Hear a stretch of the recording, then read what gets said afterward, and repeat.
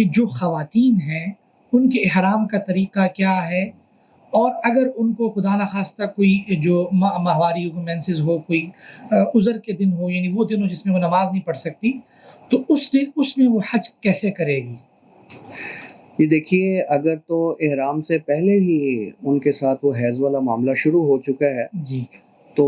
اس میں احرام تو اگر وہ مکہ جا رہی ہیں تو وہ باندھے گی احرام تو کرنا ہی کرنا ہے انہوں نے، لیکن نفل نہیں پڑھنے، احرام باندھ لیں، اور احرام باندھنے کے بعد حج کے تمام کام وہ کریں گی۔ بڑا آسان معاملہ ہے ان کا، حج کے تمام کام کرنے سوائے طواف کے۔ ایک طواف انہوں نے نہیں کرنا، باقی سارے کام انہوں نے کرنے ہیں۔ یعنی مقصد یہ ہے شیطان کو کنکریاں بھی مارنی ہے، وقوف عرفہ بھی ہوگا، وقوف مزدلفہ بھی ہوگا، منی میں دعائیں بھی ہوں گی، منی بھی ہوگا، ٹھیک ہے جی، سارے کام ہوں گے جی، لیکن ایک کام جو رہ جائے گا طواف زیارت،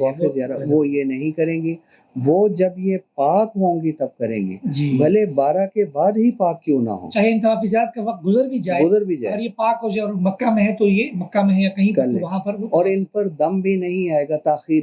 کی وجہ سے دم نہیں، کیونکہ یہ تاخیر عذر کی وجہ سے ہو رہی ہے، بغیر عذر کے نہیں ہو رہی۔